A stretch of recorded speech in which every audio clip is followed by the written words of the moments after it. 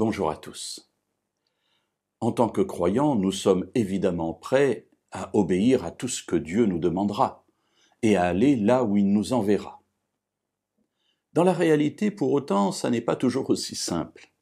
Et même lorsque la demande de Dieu est claire, nous sommes réticents, nous freinons des quatre fers. Nous avons dans la Bible un exemple identique, le prophète Jonas. Un prophète de Dieu, porteur de la parole de Dieu, quelqu'un qui est entièrement dévoué à la cause de Dieu, reçoit un jour un ordre. Nous le lisons dans le livre de Jonas, au chapitre 1er, versets 2 et 3. « Lève-toi, va à Ninive, la grande ville, et crie contre elle, car sa méchanceté est montée jusqu'à moi. » Alors Ninive, c'est la capitale du royaume assyrien, et ce sont ceux qui sont ennemis d'Israël à cette époque. C'est la grande puissance de l'époque.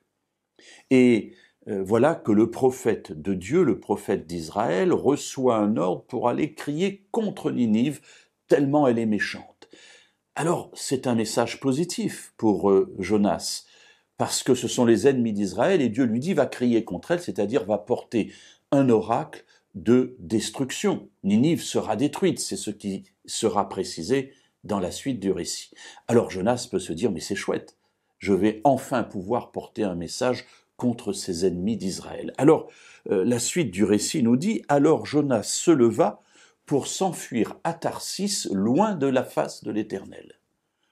Alors Ninive, on remonte le long du croissant fertile et on va vers l'Inde.